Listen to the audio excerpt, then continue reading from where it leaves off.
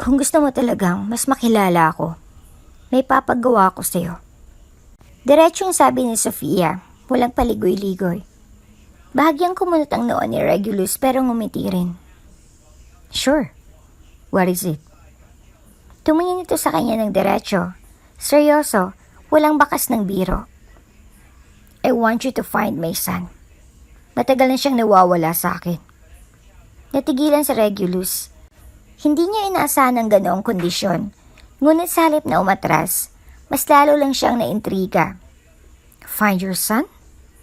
Tanong niya, parang inisa-isa sa isip kong paano magsisimula. Tumango si Sofia, mahigpit ang pagkakakapit sa tasa. Kapag nahanap mo siya, kapag nahanap mong anak ko, papakasalan kita. No questions asked. Kung bago ka pa lang sa channel neto, ibang kwento ni Ate Jane, istorya mo, ikwento ko. Huwag kalimutang pindutin ang notification bell at subscribe button. Magaling na sundalo, si Regulus Risbando. Kilala siya hindi lamang sa husay sa taktika, kundi pati na rin sa disiplina at tapang sa harap ng panganib. Marami na siyang natulungan at nailigtas. Walang laban na hindi niya hinaharap. Wala siyang inuurungan kahit pag-ano ito kapanganib. Ilang taon siyang nagsilbi para sa bayan. Walang takot sa bawat misyon. At walang kapalit ang dedikasyon niya sa serbisyo. Ngunit isang araw, isang maling paratang ang tuluyang gumupa sa kanyang karera. Isang insidente sa border operations ang naging ugat ng lahat. Isang pagsabog ang ikisinawi ng dalawang kasamahan at pagkasugat ng ilan pa. Ayon sa ulat ng investigasyon, di umano'y siya ang may pagkukulang sa protocol, dahilan para makalusot ang kalaban at maganap ang trahedya. Pero alam ni Regulus sa puso niya, wala siyang kasalanan sa nangyari. Alam niya na sumunod siya sa bawat utos at ginawa ang lahat para mailigtas ang kanyang tropa. Ngunit sa mata ng hukuman ng militar, kailangan pa rin ang malinaw na ebidensya bago siya tuluyang maabsuelto. Tinawag siya ng kanyang commanding officer, si Colonel Madrigal, sa opisina nito. Tahimik si Regulus na tumayo sa harap ng mesa, ramdamang bigat ang mga matang nakatitig sa kanya. Regulus Risbando, may nang sabi ni Colonel Madrigal, ngunit ramdamang bigat ng tono. I know your record. You've been one of the finest soldiers I've ever worked with. But you also know how serious this accusation is. Tumayo si Regulus. Hindi nagbabakasakali ng pagdadahilan. I understand, sir. Huminga ng malalim si Colonel Madrigal bago muling nagsalita. For now, you are relieved of duty hanggang hindi pa natatapos ang investigasyon at hindi mo napapatunayan na wala kang kasalanan. Hindi ka makakabalik sa serbisyo. Alam kong mabigat ito para sa'yo, but this is the order from the higher-ups. Sandali natahimik si Regulus bago dahan-dahang tumango dahil wala naman siyang ibang magawa kundi ang tanggapin ang hatol ng mga nakakataas. Naunawaan ko po ang pasya ninyo, Colonel. If this is what it takes, I will wait and I will prove my innocence. Tinanungan siya ng kanyang commanding officer. Tila may bakas ng awa sa mga mata nito. I hope you do, Risbando. I really do, because men like you, they don't deserve to be forgotten. Katulad mo, ay umaasa ako na sana nga ay mali ang paratang nila sa'yo at makabalik kang muli sa serbisyo. Paglabas ni Regulus sa kampo, damay niyang lamig ng hangin na dumampi sa kanyang balat. Sa unang pagkakataon matapos ang maraming taon, wala na siyang ranggo. Wala na siyang uniforme at wala na siyang seguridad sa kinabukasan. Ngunit sa kabila ng lahat, Sa loob-loob niya, alam niyang hindi pa tapos ang laban. Malaki rin ang tiwala niya na malilinis pa ang kanyang pangalan at makakabalik pa siya sa serbisyo. Sa isang maliit na coffee shop malapit sa bayan, nakaupo si Regulus kasama ang dalawang matagal na kaibigan, si Callen at si Marcos. Hindi na siya naka-uniforme ngayon, suot lang ang simpleng dark jacket at maong. Nakatukod ang siko niya sa mesa habang nakatitig sa tasa ng kape na halos hindi niya ginagalaw. Reg, ano nang plano mo ngayon? Tanong ni Colin, bahagyang nakasandal sa upuan habang iniikot ang kutsarita sa tasa. Hindi ka na makakabalik agad sa serbisyo. May naisip ka bang ibang trabaho? O baka gusto mong sundan yung negosyo ng tatay mo? Umiling si Regulus agad. Halos walang pag-aalinlangan. Ayokong sundan ng yapak ng tatay ko. Aniya, diretso ang tingin sa kaibigan. Hindi ako para sa boardroom meetings at paghawak ng kumpanya. I've always been a soldier, Colin. Hindi ako businessman. Ano nga plano mo? Singit ni Marcos, nakakunot noo.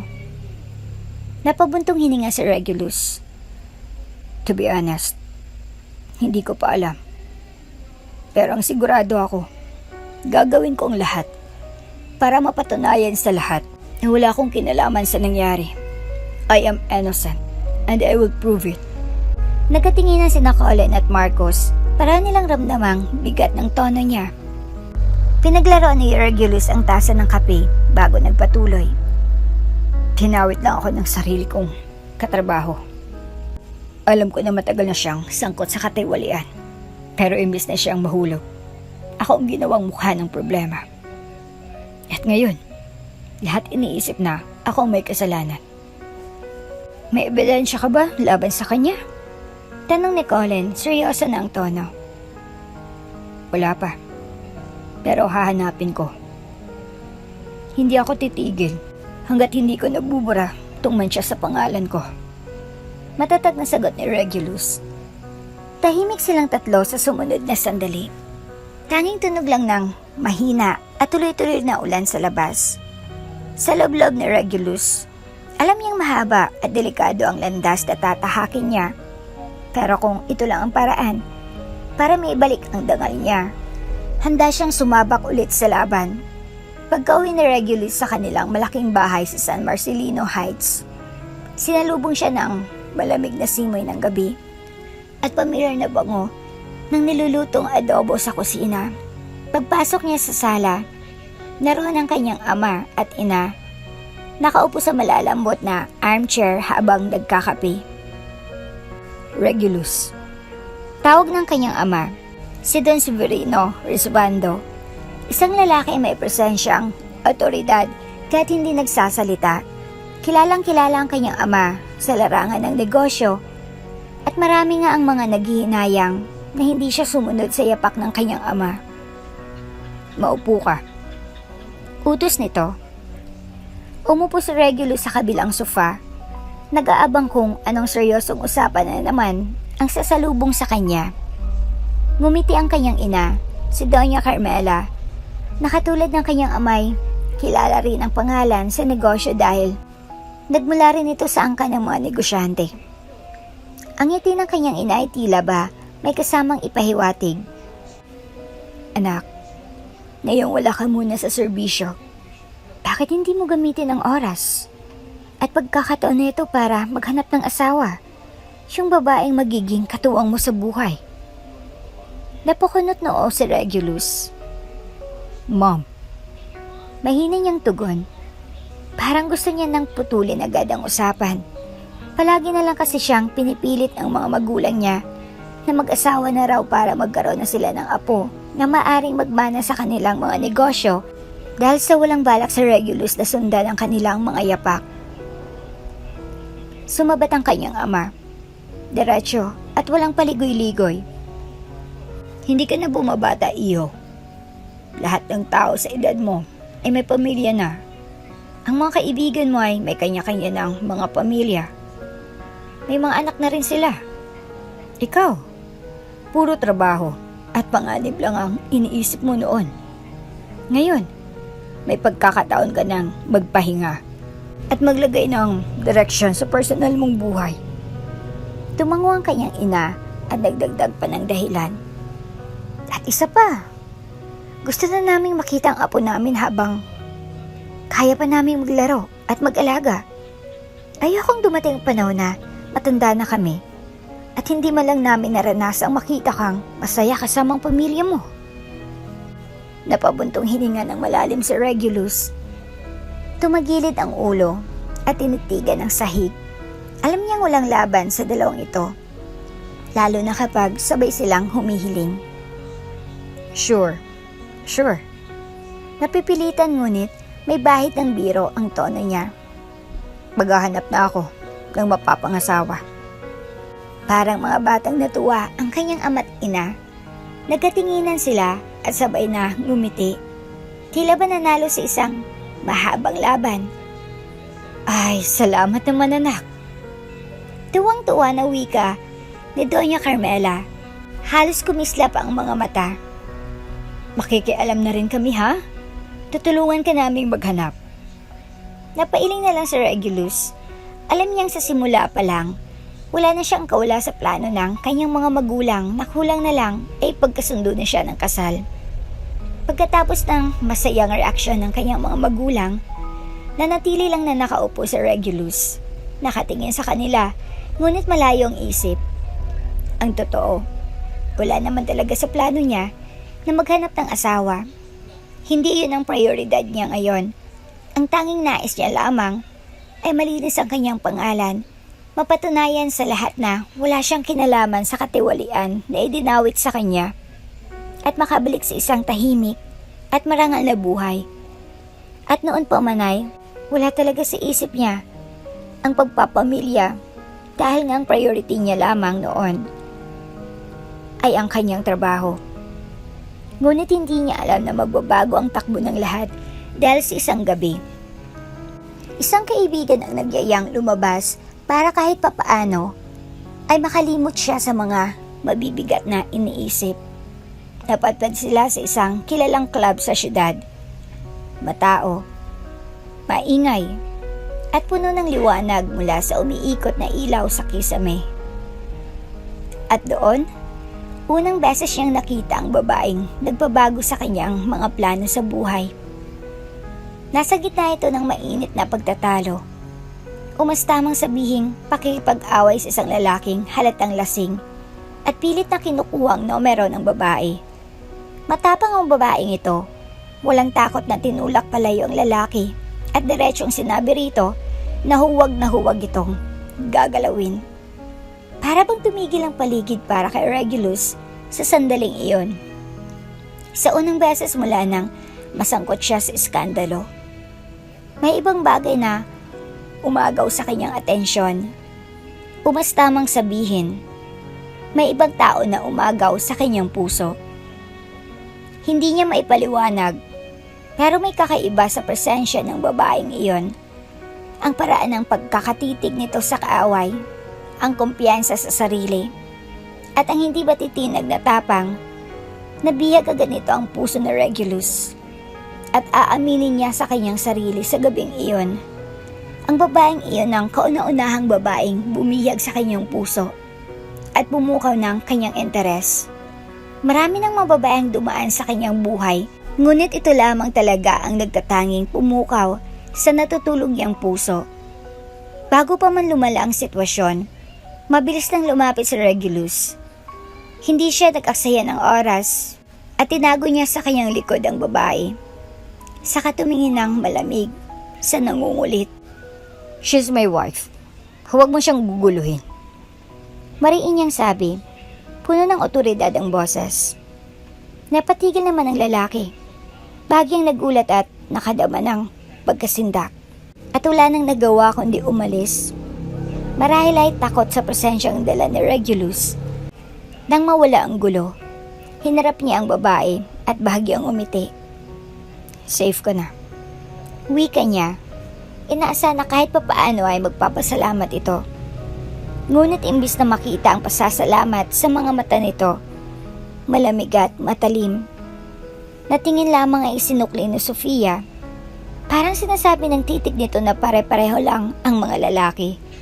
Mga agaw ng espasyo, nanghihimasok, at may sariling pakay. Hindi ito nagsalita, bagkus ay tinalikuran lamang siya at umalis. Iniwan siyang nakatayo roon, na tila ba walang nagawa. Pero sa halip na masaktan, umainis, mas lalo lamang napukaw ang atensyon ni Regulus. Sa unang pagkakataon sa matagal na panahon, may babaeng hindi siya tinanaw bilang isang bayani o tagapagligtas. At iyon ang babaeng unang bumihag sa kanyang puso. Sa loob-loob niya, sigurado siyang hindi iyon ang huling pagkakataon na magkikita sila ng babae. Sa sumunod na mga araw matapos ang gabing iyon sa club, hindi na maalis sa isip ni Regulus ang babae. Sa dami ng babaeng dumaan sa kanyang buhay, mga sanay magbigay ng ngiti, magpakipot, o magpahiwatig. Ngayon lang siya nakatagpo ng isang hindi man lang bubigay sa kahit maliit na pasasalamat. At higit pa roon, may kakaibang tapang sa mga mata nito na parang nagsasabing hindi siya madaling mabasag.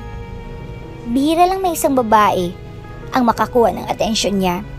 At ngayong nalaman niya mula sa kaunting investigasyong ginawa ng kanyang matao na single pa ito, para bang naging malinaw sa kanya ang bagong misyon.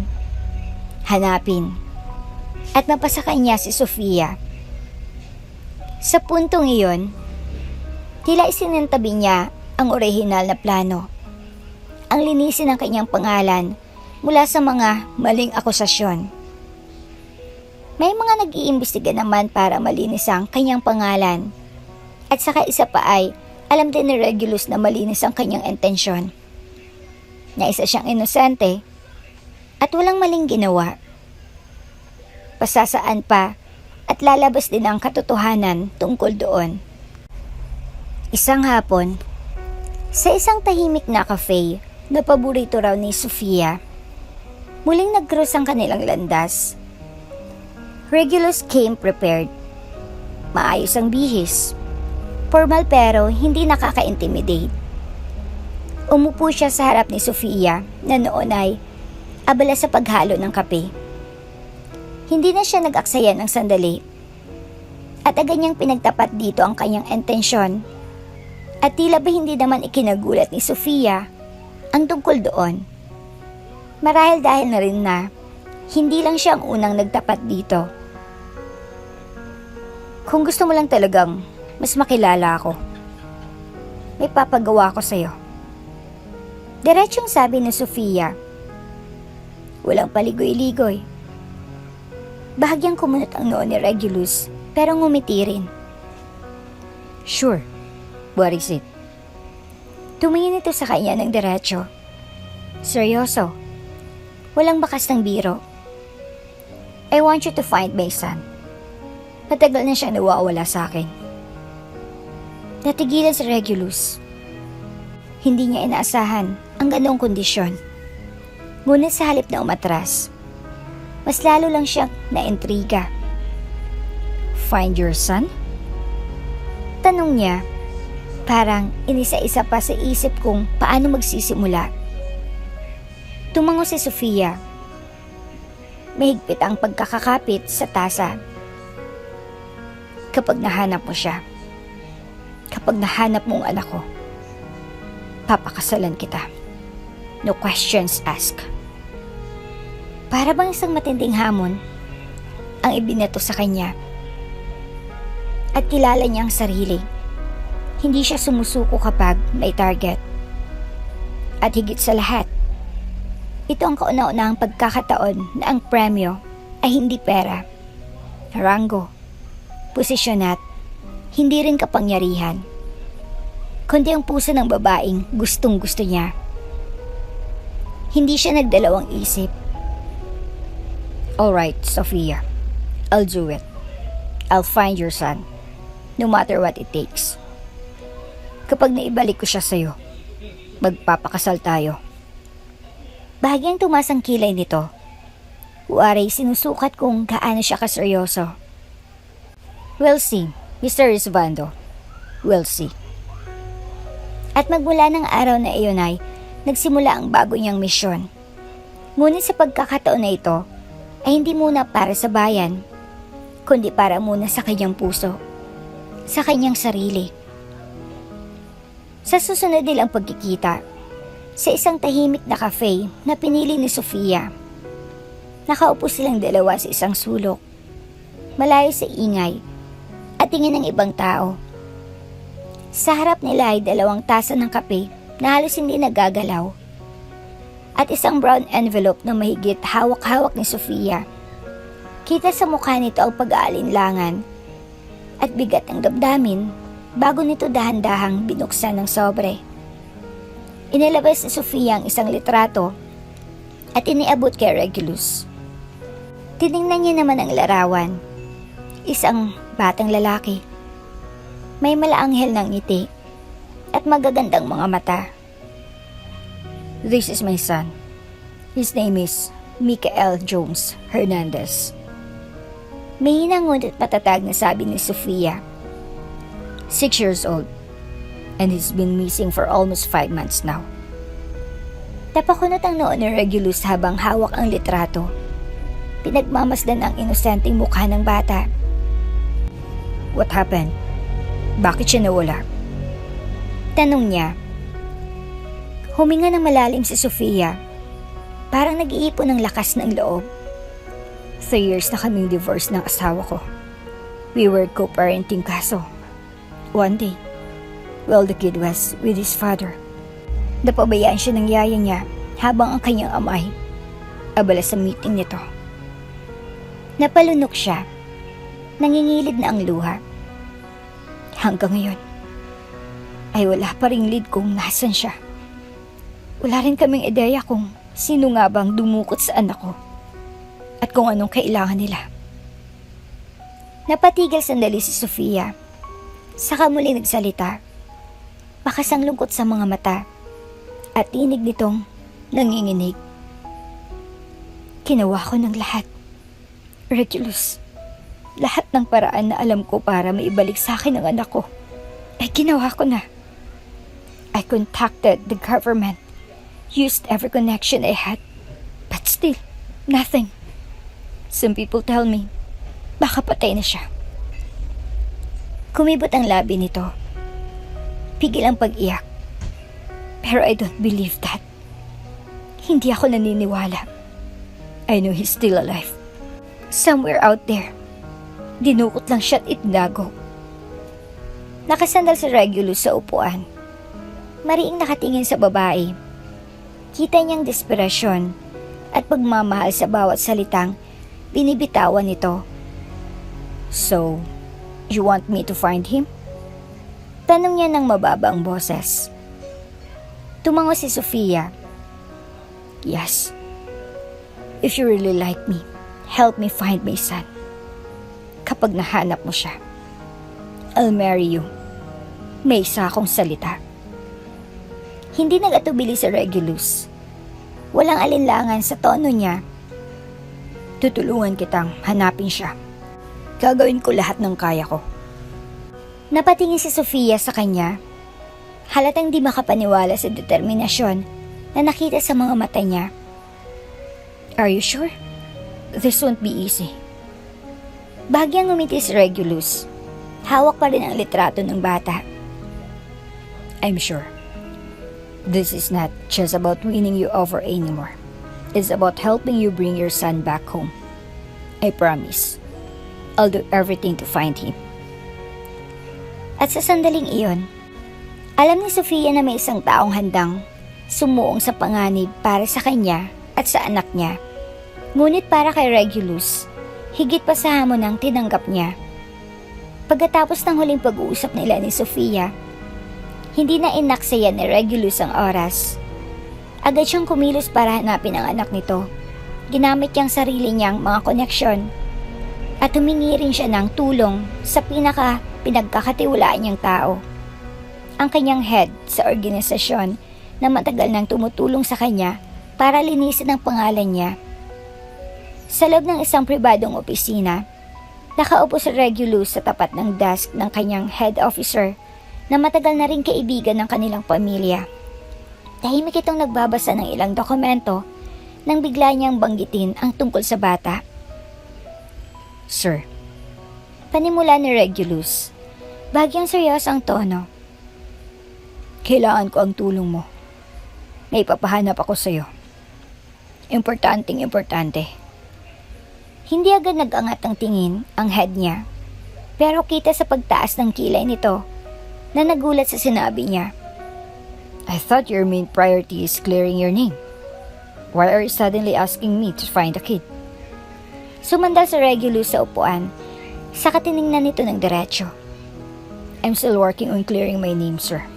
But right now, gusto ko mahanap ang batang ito. May diin sa boses niya, para bang walang pwedeng makapigil sa desisyong iyon. Napatingin na sa kanya ang head niya. Pinagmasdan siya ng mabuti. Waring binabasa ang dahilan sa likod ng kanyang mga mata. What's so special about this kid, ha? Tanong nito. Nakahalukip-kip at may halong pagtataka. Sandaling natahimik si Regulus, pero hindi niya iniwas ang tingin. Because he's Sophia's son. And Sophie is the first woman who ever caught my attention. I give her my word, and I don't break promises. Tahimik ang sumunod na sandali. Bago bahagyang umiti ang head niya, tila nakuha ng punto. You're serious about this? Tumango si Regulus. Very. Sa huli, bumuntong hininga ang head niya at tumango rin. Alright, we'll do it. I'll use my resources to help me find the boy. Hindi napigilan na Regulus ang bahagyang ngiti, pero seryoso pa rin ang mga mata niya. Salamat, sir. I'll do my part too. I'll search every corner until I find him. Kinabukasan, bago pa sumikat ng husdo ang araw, nasa labas na si Regulus. Kasama niyang 2 tauhan na inutusan ng kanyang head officer para tumulong sa kanya. May hawak siyang kopya ng litrato ng bata. Ang parehong litrato na ipinakita sa kanya ni Sophia kagabi. Ilang beses siya na itong tiningnan. Parang gusto niyang itatak sa isip ang bawat detalye ng mukha nito. Check natin muna tong area na to. Utos niya habang nasa loob ng itim na SUV. May mga reports na may nakita raw na batang hawig dito sa may lumang pier. Yes, boss. Sagot ng isa sa mga tauhan. Pagdating nila sa pier, naamoy agad na Regulus ang alat ng hangin. Hinalo ng bahagyang amoy ng isdang nabubulok sa gilid. Naglakad sila sa makipot na daanan. Tinatanong ang mga mangingisda at ilang tindero. Excuse me. Sabi niya sa isang matandang mangingisda habang pinapakitang litrato. Have you seen this boy? Tumingin ang matanda sa litrato. Bahagyang kumunot ang noo. Parang nakita ko na to ah. Pero mga ilang buwan na ang nakalipas. May lalaking kasama, nakaitim palagi. Parang madayo lalo pat halata naman sa itsura ng bata na isa itong dayuhan. Hindi na nga lang namin nakita muli. Hindi bumalik dito eh. Napatingin si Regulus sa tauhan niya at tumango. Get his full description, lahat ng detalye, pati oras at araw. Sa sumunod na linggo, araw-araw halos ibang lugar ang pinupuntahan ni Regulus. Minsan, iskinita sa Tondo, minsan mga lumang apartment sa Pasay, minsan palengke sa May Baklaran. Lahat ng nakausap niya, pinapakita niyang litrato, at kahit ulit-ulit siyang mabigo, hindi niya tinigilan. Isang gabi, nakatanggap siya ng tawag mula sa kanyang head officer. Reg, may intel kami. May grupo raw nakilala sa child trafficking, spotted sa may warehouse area sa Navotas. They're holding a boy about the same age. Agad siyang bumangon mula sa sofa. Send me the location. I'll check it out myself. Makalipas ang 30 minuto, naroon na siya. Madilim at halos tahimik ang paligid maliban sa tunog ng alon na sumasalpok sa pader ng pier. Kinuha niyang binoculars at tiningnan mula sa malayo. May dalawang lalaking nakaitim sa labas ng warehouse at may mga kahon sa loob. May movement sa loob. Bulong ng isa sa tauhan niya. Pero hindi pa natin makita yung bata. Huminga ng malalim si Regulus. Saka sumagot. We wait. Pero the moment we see a kid that matches the description, we move in. Sa ilalim ng liwanag ng kabilugan ng buwan, nakatingin siya sa warehouse na para bang tinititigan din siya nito pabalik. Buong gabi silang naghintay, ngunit wala silang batang nakita. Wala namang ibang kahina-hinala sa warehouse na yon. Normal ang takbo at kilos ng mga empleyado. Ibig sabihin, at bigo naman sila na makita ang bata. Ganun pa man ay hindi pa rin siya sumuko.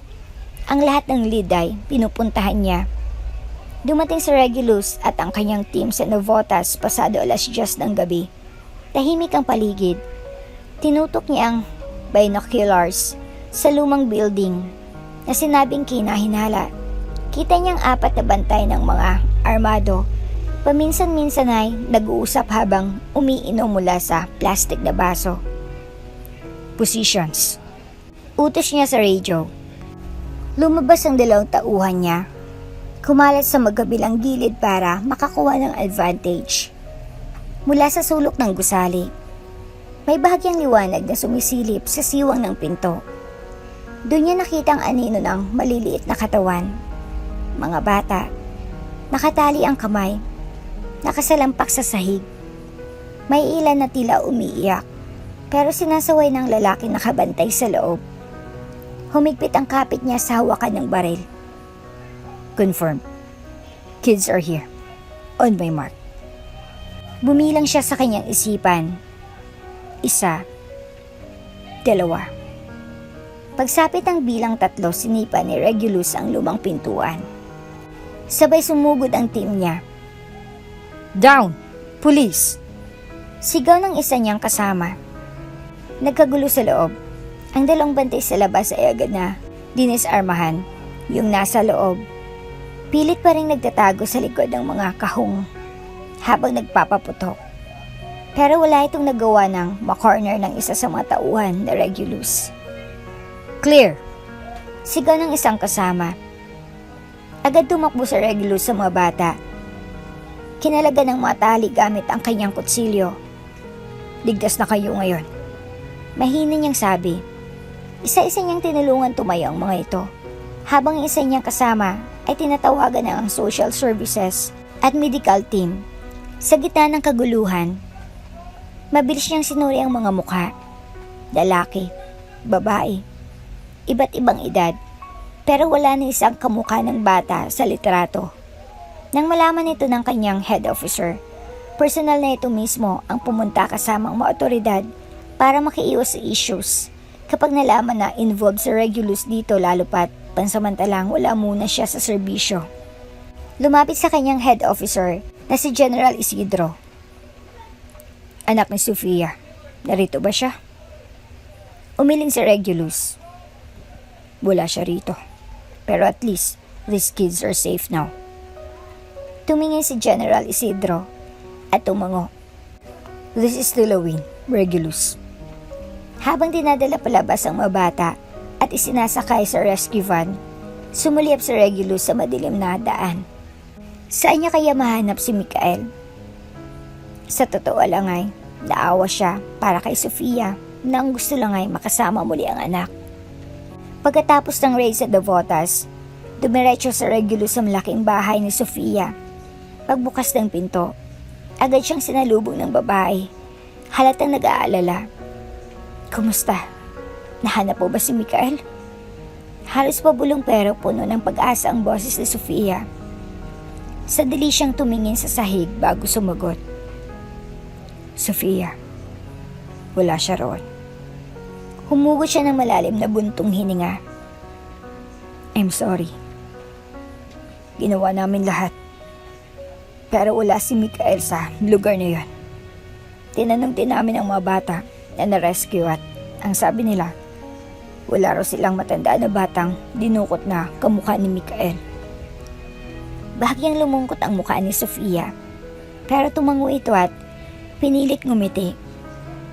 Naiintindihan ko. At least, may mga bata pa rin nailigtas, di ba? Tumango si Regulus. Oo. At dahil doon, mas lumaki yung tiwala ko na buhay pa si Mikael. Yung raid kanina, nagpatunay na may mga sindikatong gumagawa talaga ng ganitong bagay. Di tayo sumusuko, Sofia. Hahanapin pa rin natin siya. Anak mo, si Mikael. Kumapit si Sofia sa kamay niya, mariing tumango. Salamat, Regulus. Malaking bagay na. Tinutulungan mo akong mahanap ang anak ko. Sandali silang natahimik bago muling nagsalita si Sofia. May halong pagtataka ang tinig. Pero, hindi ba wala ka na sa serbisyo? Paano ka pa rin nakakasama sa mga raid? Bahagya siyang umiti, pero may lungkot sa mata. Malaking tiwala sa akin ng general. Siyang nag-training sa akin bago ako pumasok sa military and he's a family friend. Alam niyang personal sa akin to. At alam din niyang di ako titigil hanggang di ko nahanap si Mikael. Solving this case wouldn't just be a big win for him. It would be a badge of honor. Same as today. When the kids were rescued, he'll take the credit because I'm still suspended from service. Tumango si Sofia at halata na marami pa itong nais na itanong. Hinayaan niya naman na magtanong ito sa kanya. Pero, bakit ka nga ba nawala sa serbisyo? It's just a temporary suspension until my name is cleared. Dinawit ako ng kasama ko sa isang kasalanan na hindi ko naman ginawa. Isang operation dati. May nangyaring mali. At imbis na ako ay inyang responsibilidad, ako ang isinangkot. Wala akong nagawa kundi tanggapin na lamang ang suspension habang iniimbestigahan. Thank you for helping me. Even though you're dealing with your own problem and trying to solve it. Ngumiti siya dito. No problem. Bukal sa loob kong tulungan kang mahanap. At makasama ulit ang anak mo. Makalipas ang ilang araw mula sa huling raid, hindi tumigil si Regulus sa paghahanap kay Mikael. Kahit gabi na at halos lahat ay nagpapahinga na, gising pa rin siya sa maliit na opisina na inukupa niya pansamantala sa headquarters. Nakakalat sa mesa ang mga folder, litrato ng mga bata, mapa, at mga dokumentong nakuha mula sa mga nakaraang operasyon. Tahimik lang siya habang binubuklat ang isa pang file nang biglang bumukas ang pinto. Sir Regulus, tawag ng isa sa mga tauhan niya habang papasok. May hawak na brown envelope. May bago po tayong lead. May nag-report ng isang witness sa Nueva Ecija. Sabi ng taong ito ay may nakikitang batang lalaki na kamukha ng nasa litrato mo. Pero kasama ng dalawang lalaking parang hindi niya kilala. Napatingin si Regulus. Agad kinuha ang envelope. Saan ang eksaktong lugar nito? Tanong niya. Halatang nabuhayan ng pag-asa. Sinabi naman nito kung anong eksaktong lugar kaya kaagad silang naghanda at plano para puntahan ang lugar na ito. Hindi nga sila nag-aksaya ng oras.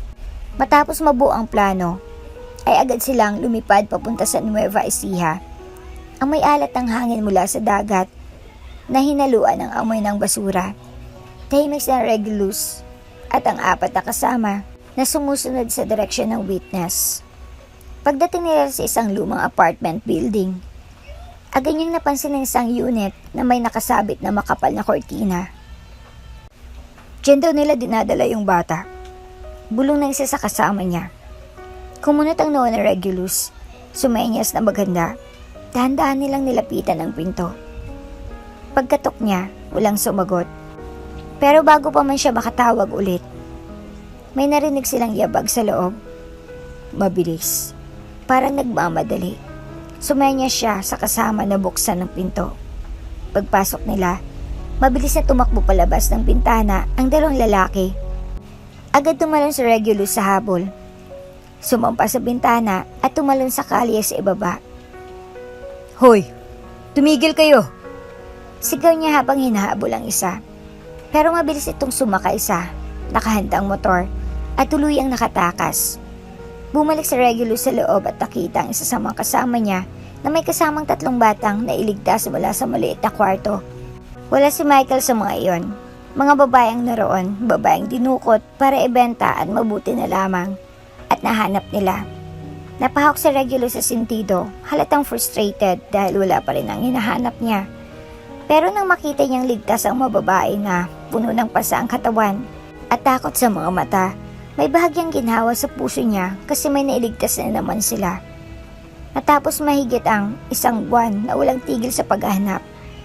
Tila ba walang malinaw na direksyon ng kaso, sunod-sunod na mga lugar ang pinupunta ni Regulus. At ng kanyang matauhan, mga eskinita, mga lumang bodega, at mga abandonadong gusali.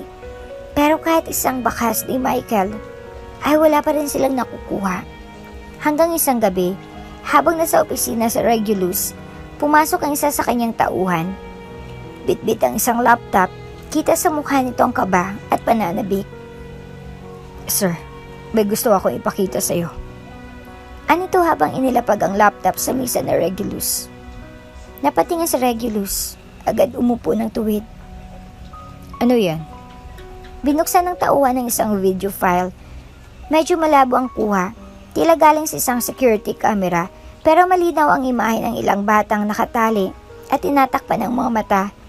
Isa roon, isang batang lalaki, mga 7 taong gulang, ang may hawig sa litrato ni Michael na ipinakita ni Sofia noon. "Sir, mukhang siya na po to." Sabi ng tauhan, itinuturang batang lalaki. Napakunot ang noon ni Regulus, nanlalamig ang kamay habang pinapanood ang video. "Saan galing to?" "Sa isa naming source sa Zambales, pero sir, malaking sindikado ang mga may hawak dyan. Hindi basta-basta to. I need to bring this up sa mga mataas." Sabi niya may bahid ng determinasyon sa boses. Kinabukasan, nasa meeting room na siya kasama ang ilang mataas na opisyal. Naroon din si General Isidro. Pinapakita niya sa kanila sa projector ang parehong video. Tahimik ang lahat habang pinapanood ang footage. As you can see, panimula ni Regulus, Michael is not the only one they've taken. There are many other children, and based on our intelligence reports, this is connected to a powerful figure. Someone with strong influence in both politics and business. Isa-isa niya silang tinignan. If we resolve this case, it won't just be a win. It will be a success that brings honor to each of you. It will raise your standing, earn your respect, and prove that we can take down even the most untouchable enemies. Nagkatinginan ng mga opisyal, may ilan na agad na umiling tanda ng hindi pagsang-ayon. Regulus, alam mo bang pinapasok mo rito? Hindi lang basta-basta sindikato yan. If we move without the right backing, lagot tayo lahat. Ani ng isa sa kanila? Sir, alam ko ang risk. Mariin niyang sagot. Pero paano kung anak niyong nandun? Paano kung kapatid? We can't just walk away. We can't abandon them. They need our help. And as public servants, as people others look up to our heroes, that is our duty.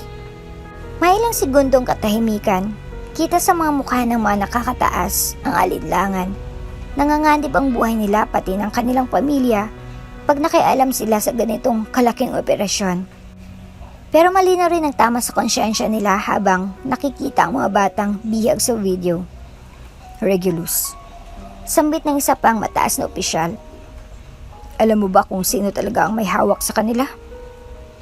May mga lead na kami, and I'm sure, kung hindi tayo kikilos ngayon, mas lalo lang silang lalakas.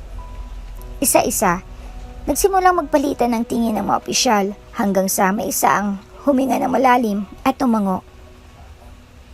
Alright, we'll help. Pero kailangan natin ng solid plan. Dahil pag pumalpak to, wala nang babalik sa atin. And we will handle this case. Remember, you're still under temporary suspension. You're not allowed to take part in any official operation. Take all credit when this case is solved. Leave my name out of it. I don't care about that. What matters to me is Michael's safety and making sure he gets back to his mother. Seryoso niya namang sinabi. Pagkatapos silang mapag-usapan ng bagong lead, tumayo si Regulus mula sa kinaupuan niya sa maliit na opisina.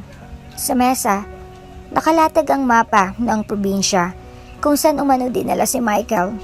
Sa tabi ng mapa, nakalinyang ilang litrato ng target na lugar, isang lumang compound sa gilid ng ilog na papaligiran ng matataas na pader at bantay na armado. Sigurado ka bang ito yun? Tanong ni Regulus sa tauhan niyang si Marco. Yes sir. Ayon sa kontak natin, dito dumadaan ang mga bata bago sila dalhin sa ibang lugar. May mga residente sa paligid na nakakita sa batang kahag ni Michael 2 linggo na ang nakalilipas.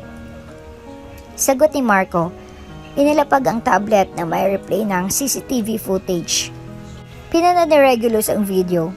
Isang batang payat, may kupas na pulang t-shirt, hawak ng 2 lalaking nakaitim. Hindi malinaw ang mukha, pero may kutob siya.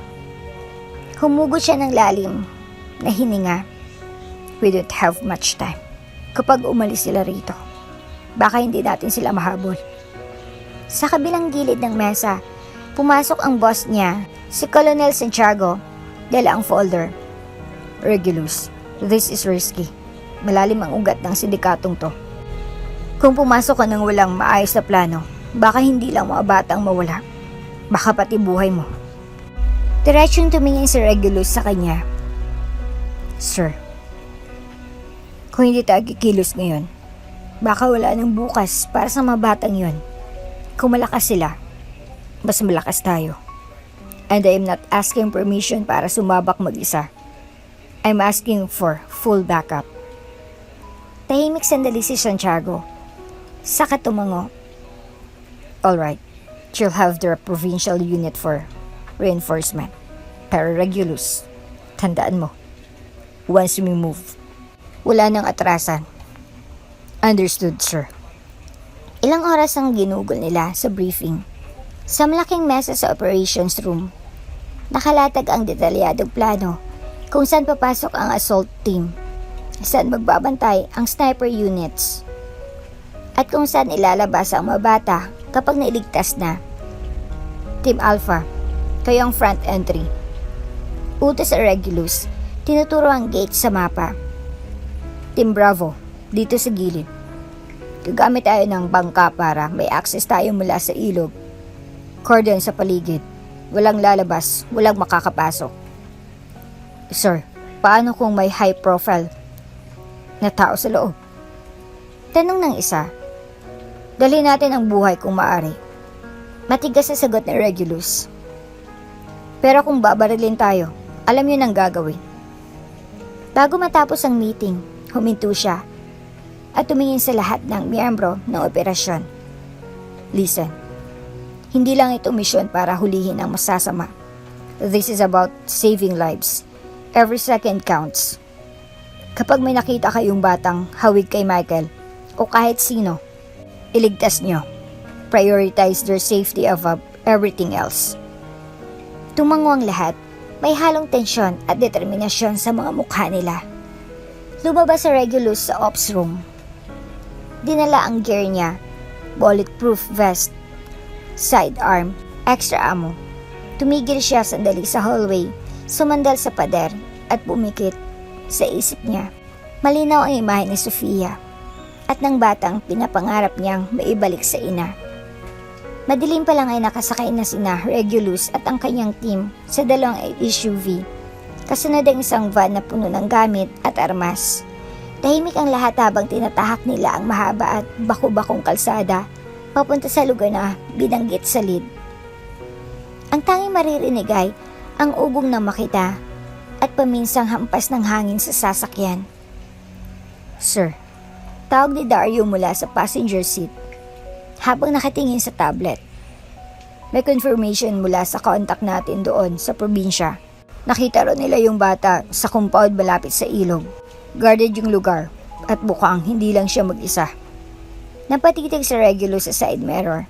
Tinitingnan ang convoy nila. Ibig sabihin, hindi lang si Michael lang nandun? Umiling si Dario. Posible pong may iba pang bata. Sabi ng contact, mga 4 o 5. Napasinghap si Regulus. Kung ganito kalaki ang hawak ng sindikato, kailangan naming maging mas maingat. Copy that. Pagdating natin doon, walang gagalaw hanggat wala akong go signal. Utos si Regulus, mahigpit ang tono. Roger, sir. Halos sabay na sagot ng lahat. Pagdaan nila sa tulay, kita ng malawak na bukirin at ilang kabahayan na kalat-kalat. Pero sa dulo, sa banda ng kagubatan, may bakod na gawa sa yero at kahoy. May mga lalaki nakaitimang suot na tila mga gwardya. Bumaba ang tono ng boses ni Dario. Sir, sigurado ka ba kaya natin to? Ang sabi ng contact. May malaking tao sa likod nito. Kung siya magmamando doon. Tumingin si Regulus sa kanya, diretsong mga mata. Kaya nga tayo nandito. Hindi pwedeng pabayaan lang si Michael. At yung ibang bata, wala nang ibang aasahan kundi tayo. Pagkaparada ng convoy sa isang bakanting lote, ilang kilometro mula sa compound, bumaba ng lahat para mag-set up. Naglatag ng mga mapa sa ibabaw ng SUV sa Regulus. Tinuro niya ang 300 papasok sa target location. Isa sa gilid ng ilog, isa sa masukal na parte ng kagubatan, at isa sa likod ng lumang warehouse. Dalawang team. Alpha sa ilog side, Bravo sa kagubatan. Ako sa Bravo. May 3 minuto tayo para sabay-sabay pumasok. Walang dapat makalabas na gwardiya bago mailigtas ang mga bata. Paliwanag na Regulus. Tumango ang lahat. Ramdam ang bigat ng misyon. Bago sila magsimula, tumingin si Regulus sa kanila isa-isa. Hindi lang trabaho at simpleng misyon to, mga kasama. Buhay ng mga bata ang nakasalalay. Kapag narinig niyo ang signal ko, walang atrasan. Habang nagsusot sila ng body armor at nilalagay ang communication earpiece, ramdam ang tensyon sa paligid. Ang lamig ng simoy ng hangin mula sa likod ay tila ba naghahanda rin sa paparating na panganib. At sa kauna-unahang pagkakataon mula nang simulan niya ang paghahanap, naramdaman ni Regulus na mas malapit na siya sa sagot. Pero mas delikado na rin kaysa dati. Copy. Team Alpha. Ready na kayo sa posisyon? Bulong na Regulus sa Coombs habang nakaluhod sa damuhan. Ready, sir. Sagot ng isang boses mula sa kabilang linya. Nakikita namin ang 2 armadong bantay sa main gate. Tumingin si Regulus sa kanyang second in command. Team Bravo, kayo sa likod. Doon tayo papasok. Alpha, distract lang. Tumango ang lalaki at agad na nagbigay ng senya sa grupo. Mabagal, ngunit tiyak ang kanilang kilos habang lumilipat sa mas masukal na bahagi ng bakod. Sa kabilang banda, biglang nagliwanag ang harap ng compound nang magpasiklab ang Team Alpha. Hoy! Sino kayo? Sigaw ng bantay sabay taas ng baril. Doon na sumenya sa Regulus. Go! Go! Go! Pabilis ang takbo nila, papalapit sa bakod. May dalang portable cutter ang isa sa mga tauhan at mabilis nitong ginupit ang bahagi ng wire mesh. Pasok agad sila, sumasabay sa ingay ng putukan sa harap. Clear dito! Sigaw ng isa habang sila'y patuloy na umusad. Sa bawat hakbang, ramdam ni Regulus ang tibok ng dibdib niya. Hindi lang dahil sa operasyon, nandun ang pangako niya kay Sofia. Sa loob ng compound, naamoy nilang pinaghalong usok at amoy ng lumang kahoy. May nakita silang 2 kubo at isang malaking bodega. Sir, dito galing ang matinik. Bulong na isa sa kanyang tauhan. Tumango si Regulus. Bravo! Breach! Isang malakas na sipa ang bumukas sa pinto ng bodega. Agad silang pumasok. Itinutok ang maarmas. May 2 lalaking nagulat at agad tumakbo, ngunit agad ding nadapa nang barilin ng warning shot ang sahig. Walang kikilos. Sigaw ni Regulus. Nang tumingin siya sa dulo ng bodega, nakita niyang ilang bata na nakatali ang kamay at paa. May takip ang bibig. Agad niyang tinawag ang medic team. Secure the area. Utos niya. Sabay lapit sa mga bata. Habang tinatanggal niya ang tali sa isang batang babae, nanginginig ito. Huwag kang matakot. Ligtas ka na. Mahina niyang sabi. Sa headset, mahinang boses ng spotter ang narinig. Target in sight. May mga armadong lalaki ang dumating sa main entrance. Multiple heat signatures sa loob. Sulit ang kanilang plano at iyon ang kanilang sinunod. Dumating ng mga backup nila kaya wala na sa makasama niya ang nasugatan. At ang mga armadong lalaki ay wala na ring laban. Kasabay noon, nagtakbuhan ng mga bata sa gilid habang ilang lalaki ang pilit tumatakas. Pumutok ang ilang bala, ngunit mabilis na nineutralize ng unit ang mga suspect. Habang tumatakbo sa loob, nakita ni Regulus ang marurungis na batang nakakulong sa likod ng bakal na rehas. Michael! Sigaw niya. Halos hindi makapaniwala nang makita ang bata. Payat, nanginginig, ngunit buhay. Nagkatinginan silang dalawa. Sir, mahina ngunit puno ng pag-asa ang tinig ni Michael. Agad niyang pinaril ang kandado at binuhat ang bata. Huwag ka matakot, ligtas ka na. Uuwi na tayo. Sa labas ng bodega, habang nilalagay sa mobile ang mga suspect, dahan-dahan namang bumitaw si Michael sa pagkakayakap at inanong, makikita ko na po bang mami ko? Ngumiti si Regulus. Oo, makakasama mo na ulit siya. Ibabalik na kita sa kanya. Habang papalay ang convoy sa lugar, pakiramdam ni Regulus ay nagtagumpay siya sa isang pinakamahirap na misyon. Ang malamlam na ilaw mula sa mga poste sa malayo ay halos hindi sapat upang pauwiin ang dilim ng paligid. Sa loob ng isang police van, nakaupo si Regulus sa gilid habang mahigpit niyang yakap si Michael na tila ayaw nang bumitaw sa kanya. Nanginginig pa rin ang katawan ng bata. Basa ng luha ang pisngi at bawat hikbi ay parang pumupunit sa dibdib na Regulus. Shh! Mahinang bulong niya, hinaplos ang likod ng bata. Wala ka nang dapat ikatakot. Ligtas ka na. Ngunit lalo lamang napahigpit ang yakap si Michael. Isinubsob ang mukha sa dibdib niya. Hindi na po sila babalik. Hindi na po nila ako kukunin. Tanong ng bata. Garagal ang tinig. Hindi na. Hindi na sila babalik. Mariin niyang tugon, puno ng paninindigan. Wala na sila. Tapos na ang lahat. Hindi ako papayag na makuha ka ulit nila. Okay? Kaya huwag ka nang matakot. Umiiyak pa rin si Michael habang bahagyang tumitingala. Puno ng pag-aalinlangan ang mga mata. Talaga po? Babalik niyo na ako sa mami ko? Napangiti si Regulus. Bagaman ramdam niyang namumuo na rin ang luha sa sariling mata. Oo, Michael. Ibabalik na kita sa kanya. Hinintay ka na niya. Hinihintay niya ang pagbabalik mo. Ang pag-uwi mo. Sumandig muli ang bata sa dibdib niya. Humihikping parang unti-unting nababawasan ang bigat na dinadala. Hinahaplos niya muli ang buhok nito. Pilit pinaparamdam na hindi na ito kailanman mag-iisa. Pangako. Dagdag na Regulus, mahina ngunit mariin. Hindi ka na ulit masasaktan. Hindi ko hayaan. Sa loob ng sasakyan, tanging tunog ng makina at mahinang hikbi ng bata ang pumupuno sa katahimikan. At sa bawat patak ng luha ni Michael, mas lalong tumitibay sa puso ni Regulus ang panata. Na simula ngayong gabi, ang buhay ng batang ito ay hindi na muling madidiliman ng takot. Pagdating nila sa ligtas na safe house, agad inasikaso ng mga kasama ni Regulus ang paligid para masiguro na walang makakasunod sa kanila. Tahimik lamang si Michael habang buhat-buhat pa rin ni Regulus. Mahigpit ang pagkakakabit ng maliit nitong kamay sa kwelyo ng jacket niya. Para bang natatakot na bitawan siya kahit saglit.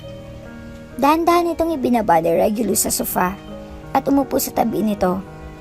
Huminga siya ng malalim bago inilabas ang kanyang telepono. Tatawagan natin ang mami mo. Mihina ngunit may init ng boses niya. Tumangulan si Michael, nanginginig pa rin ang balikat. Nang sumagot si Sofia, halatang nag-aantay ito sa tawag. Regulus, may nangyari ba? Sofia, niligtas ko na si Michael. Nasa ligtas na lugar na kami ngayon. Wala ka nang dapat ipag-alala. Kasama ko na siya ngayon. Halos mabitaw ni Sofia ang telepono sa kabilang linya dahil sa narinig. Napahawak siya sa bibig, pinipigil ang paghikbi dahil sa wakas. Sigurado na itong ligtas ang anak. Oh my God, Michael. Inabot ni Regulus ang cellphone kay Michael. Michael, ang mami mo. Dahan-dahan itong kinuha ni Michael. Nanginginig pa ang kamay. Nang marinig ang boses ng ina, tuluyan na itong napaiyak.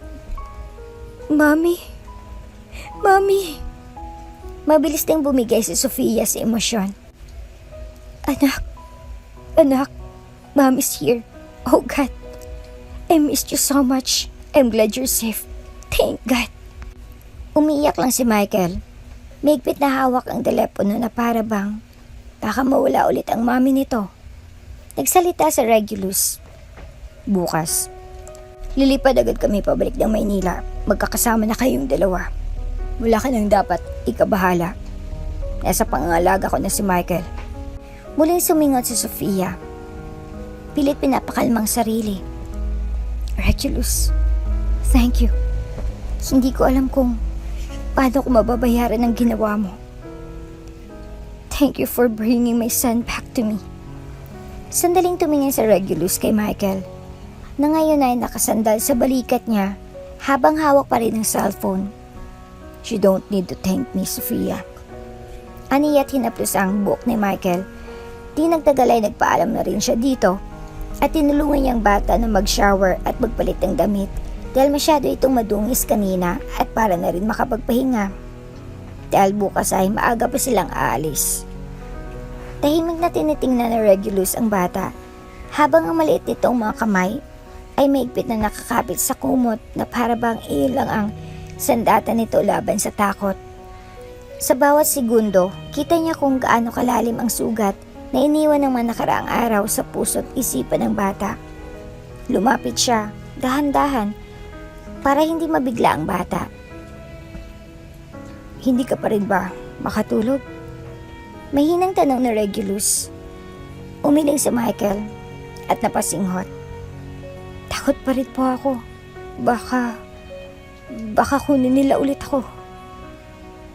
Napaupo si Regulus sa harapan nito.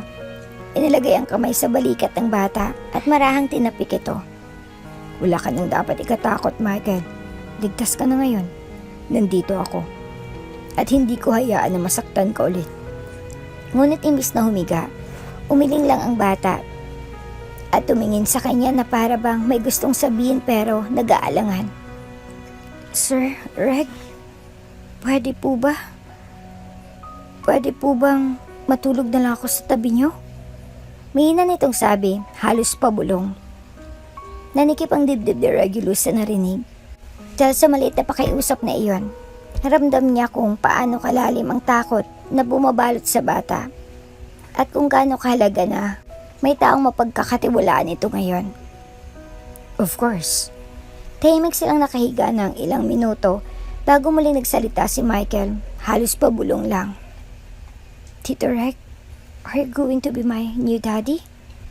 Sandaling natahimik sa Regulus, alam niyang hindi niya dapat magbigay ng pangako na baka hindi niya magampanan. Pero ramdam niya rin ang pangangailangan ni Michael para sa kasiguraduhan at pagmamahal. Nagpakawala siya ng banayad ng ngiti. Tiningnan ng bata at hinaplos ang buhok nito. Let's hope for that, Michael. May hinahon niyang sagot. Pero sa ngayon, ang gusto lang natin ay mabalik ka sa mami mo kasi hinintay ka niya. At ngayong ligtas ka na, makakauwi ka na sa kanya.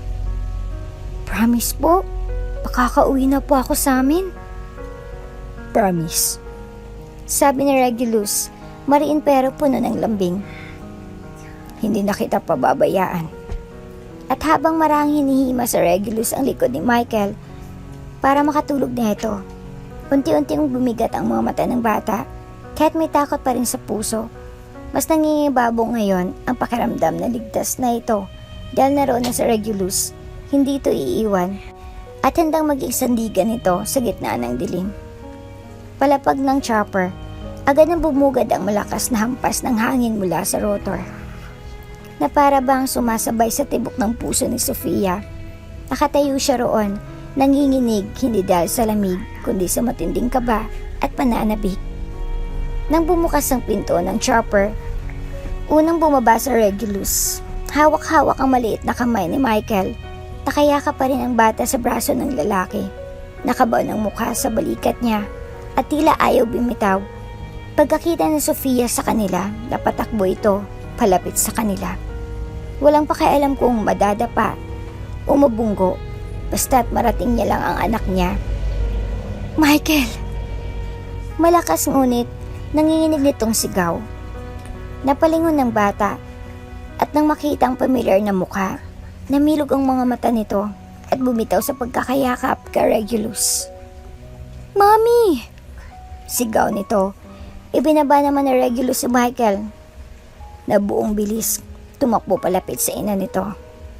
Nagsalubong ang mag-ina sa gitna at agad na niyakap ni Sofia ang anak mahigpit para bang ayaw na ayaw itong pakawalan.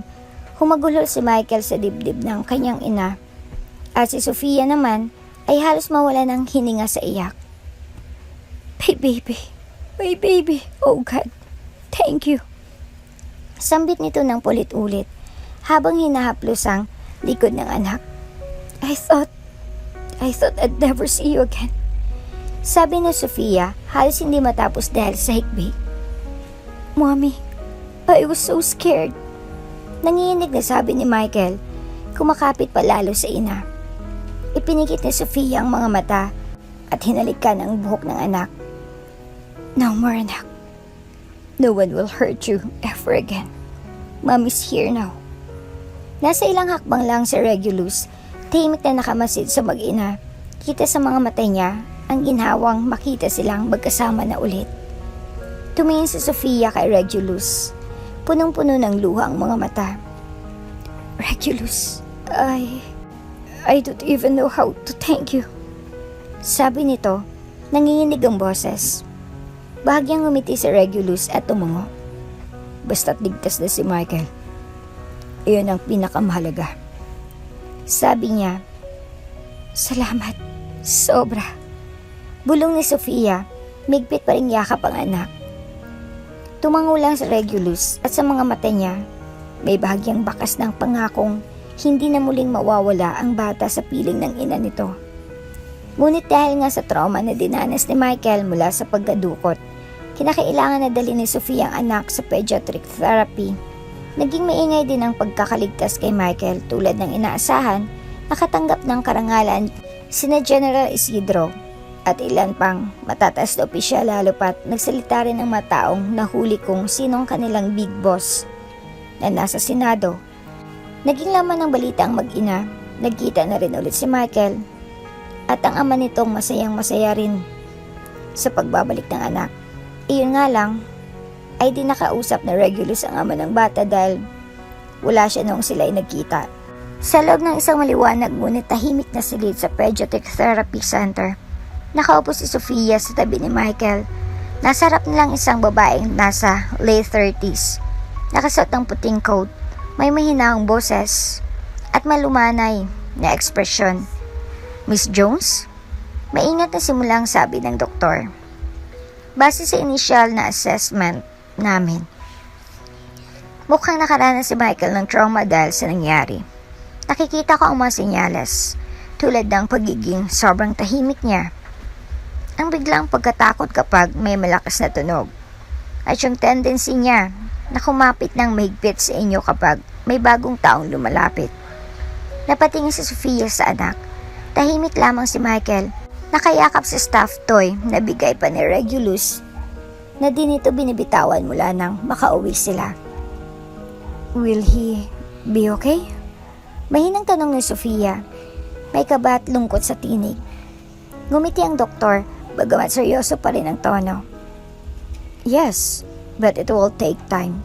Therapy sessions, regular counseling, and syempre, constant reassurance mula sa inyo. Kailangan niya maramdaman na safe na siya at hindi na mauulit ang nangyari. Tumango si Sofia, mahigpit ang hawak sa kamay ng anak. I'll do anything, kahit ano, basta maging okay lang ulit siya. Bumukas ang pinto at doon pumasok si Regulus. May hawak na paper bag. Napatigil ang doktor at bahagyang umiti sa kay Sofia. Pasensya na, traffic. Sabi ni Regulus, sabay abot ang maliit na kahon ng cookies kay Michael. Para sa'yo. Dahan-dahang inaabot ni Michael ang kamay at kinuha ang kahon. Thank you. Mahina nitong sabi. Good boy. Mahinang sabi ni Regulus, sabay upo sa kabilang gilid ng bata. Napansin na Sofia na tila mas relax si Michael kapag naroon si Regulus, na parang isa rin itong ligtas na presensya para sa anak. Nagpatuloy ang doktor. Maganda rin na nandyan si Mr. Rizvando para sa bata. The more na surrounded siya ng mga taong pinagkakatiwalaan niyang safe, mas mabilis siyang gagaling. Napatingin si Sofia kay Regulus at nagtagpo ang kanilang mga mata. Sa sumunod na mga araw, halos laging naroon sa Regulus sa tuwing may therapy session si Michael. Minsan siya ang nagdadala ng paboritong snack ng bata. Minsan naman siya ang nag-aalok na mag-drive pa uwi. At sa bawat bisita, unti-unti ring bumabalik ang ngiti ni Michael. 3 linggo na mula nang mailigtas ni Regulus si Michael. Sa panahong iyon, halos araw-araw siyang dumadalaw kina Sofia habang nakikita niya si Sofia na maingat at punong-puno ng pagmamahal sa anak. Lalong lumalalim ang paghanga niya rito. Di lang ito maganda, kundi may pusong kayang lumaban para sa anak kahit anong mangyari. Isang hapon, nakaupo sa Regulus sa maliit na sala ni Sofia habang pinapanood si Michael na nagjo-drawing sa mesa. Tila mas masigla na ito ngayon, ngunit minsan ay nahuli pa rin ni Regulus ang lungkot sa mga mata ng bata. Regulus, gusto mo ng kape? Tanong na Sofia mula sa kusina. Sure. Maya-maya pa ay lumapit sa kanya si Michael para ipakita at ipagmalaki sa kanya ang drawing nito na pinupuri niya naman. Para silang masayang pamilya kapag magkakasama at aaminin ni Regulus na lalo lang siyang napapamahal sa dalawa na ini-imagine niya ang future na kasamang mag-ina. Seryoso na talaga si Regulus.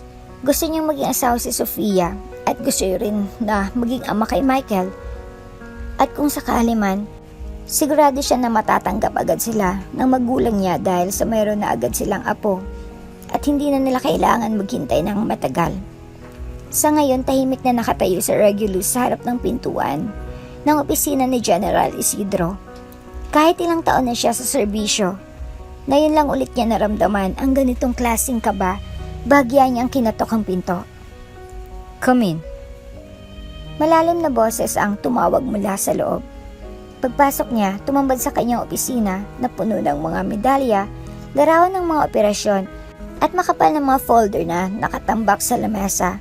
Nasa likod nito ang head officer, isang may edad na lalaking may tikas, ngunit may nakahimig na otoridad sa kanyang tindig. Regulus, take a seat. Sabi ni General Isidro. Tinuturo ang upuang nasa harap ng mesa. Umupo si Regulus. Hindi pa rin maalis ang tanong sa isip. Sir, pinatawag niyo po ako? Tanong niya, kaya't halata ang tensyon sa kanyang tinig. Huminga ng malalim si General Isidro at saka binuksan ang isang folder. I called you here to talk about your case. Kumunot ang noo ni Regulus. Case, sir? Yes. Sagot nito habang tumingin diretso sa kanya. Matagal nating tinatrabaho ang paglilinis ng pangalan mo. You were rescued of things you never did. And it cost you months out of the field. But after reviewing all the reports, testimonies, and even surveillance footage from the last operation, it's clear, Regulus, wala kang kasalanan. You're absolved from all charges. Napakurap si Regulus. Tila hindi agad nakapaniwala. Sir, ibig sabihin po. Ngumiti ito sa kanya. You're a free man, Regulus. And more than that, you can return to active duty next month. Nakahinga ng maluwag si Regulus. Pakiramdam niya ay nabunutan siya ng tinik na matagal nang nakabaon sa dibdib. Sir, maraming salamat po.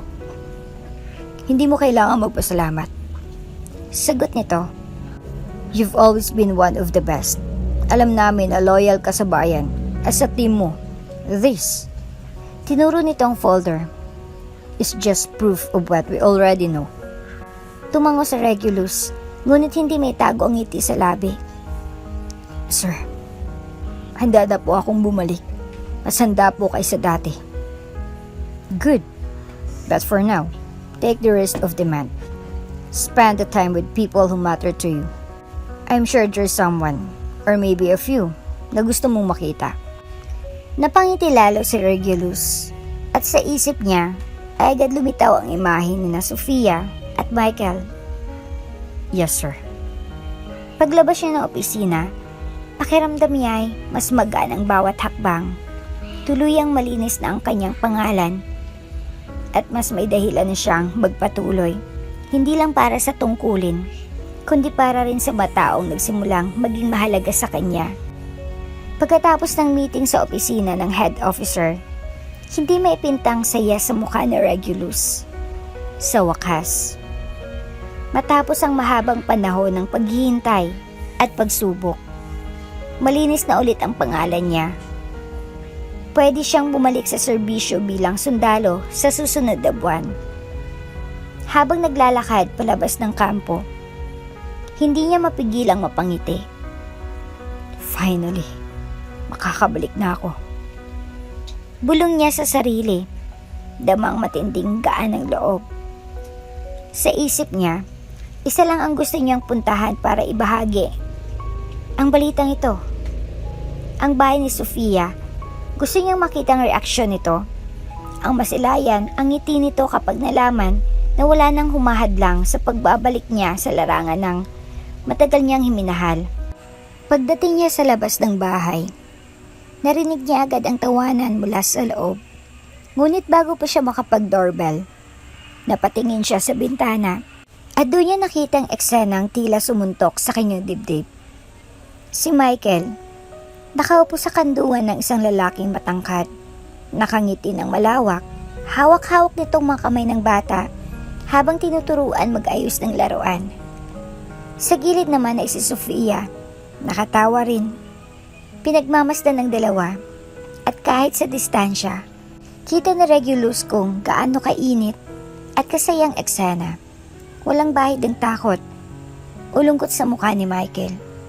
Tanging saya at kapanatagan lang. Napakunot ang noon ni Regulus at sa kanya napagtanto kung sinong lalaki, ang ama ni Michael.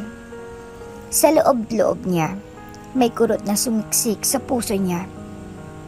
So, he's back. Mahina niyang bulong. Habang patuloy niyang tinitingnan ang tatlo, unti-unti niyang naramdaman ang bigat sa dibdib. Ngayong nandito na ang totoong pamilya ng bata, napagtanto niya na ito ang bagay na deserve ni Michael. Ang mabuo ulit ang pamilya, ang maranasan ng ganitong saya pagkatapos ng lahat ng pinagdaanan. Huminga siya ng malalim. Dahan-dahan siyang umatras. Ayaw niyang masirang sandali ng tatlo. Tahimik niyang nilisan ng lugar. Pitpit ang magandang balitang sana ay ang mag-ina ang unang makakaalam. Pagdating niya sa kanilang bahay, agad siyang sinalubong ng ina niya. Oh anak, may balita ka ba? Anong sabi ni General Isidro? Makakabalik ka na raw ba sa serbisyo? Opo ma, next month. Babalik na ulit ako sa serbisyo. Wala nang lahat ng kaso sa akin. Salamat sa Diyos.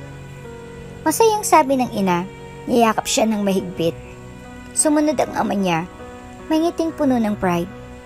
Ngunit kahit masaya siya sa balitang iyon, sa likod ng isip niya ay nanatili ang alaala ng eksena sa bahay ni Sofia.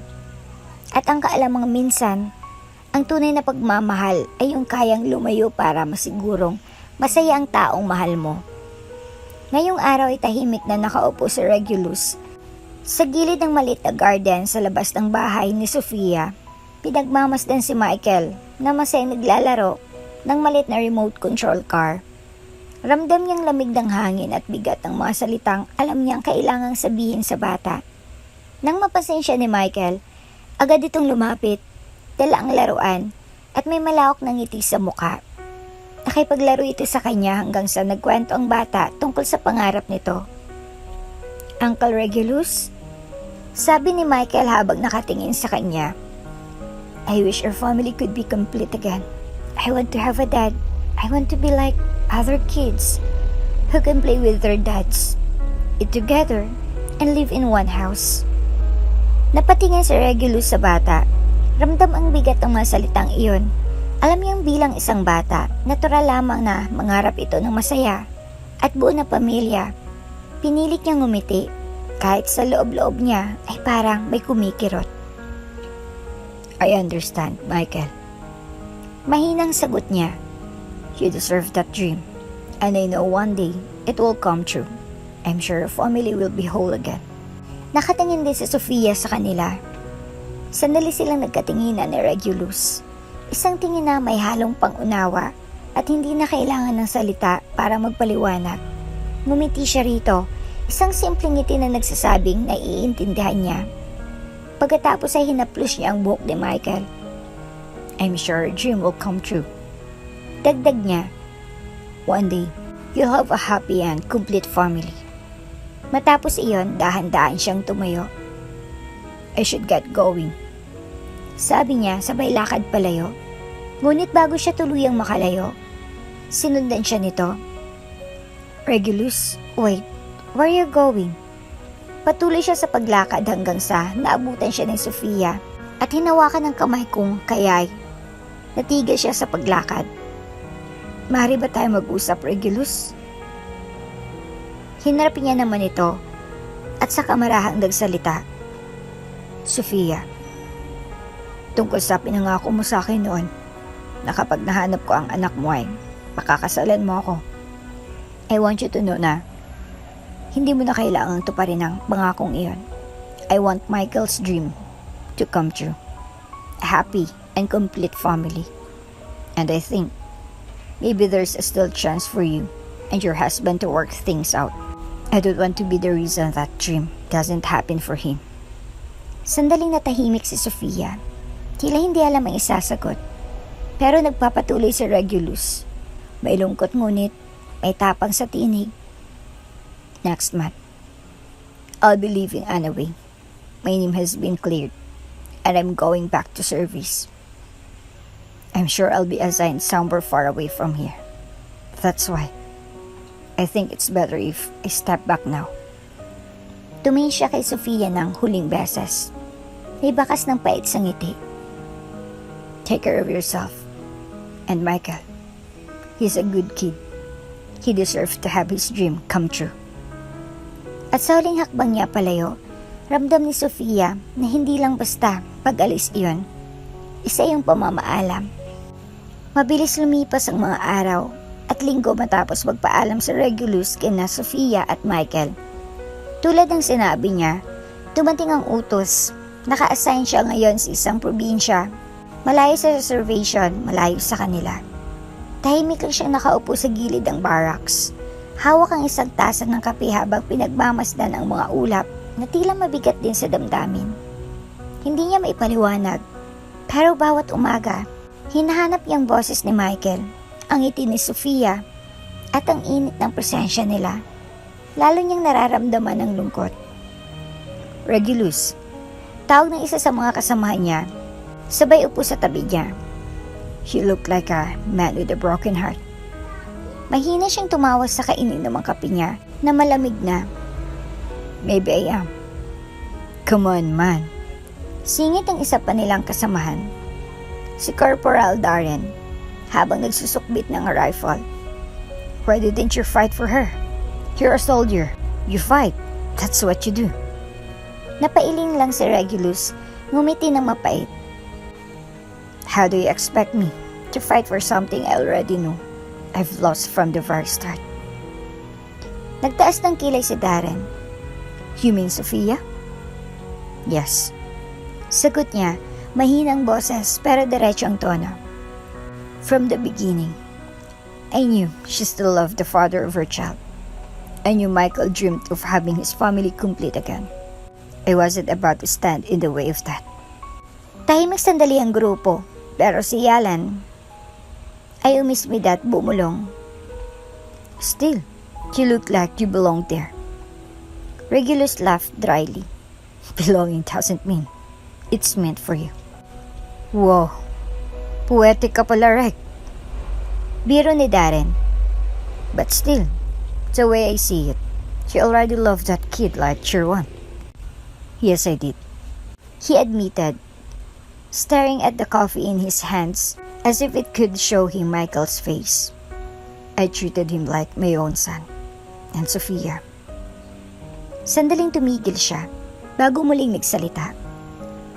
She deserved happiness. So did Michael. If I stayed, it might have been the reason that dream didn't happen. Napangiti si Yalan kahit may halong lungkot. You're a good man, Reg. Regulus shrugged. Or maybe just a coward who knew when to walk away.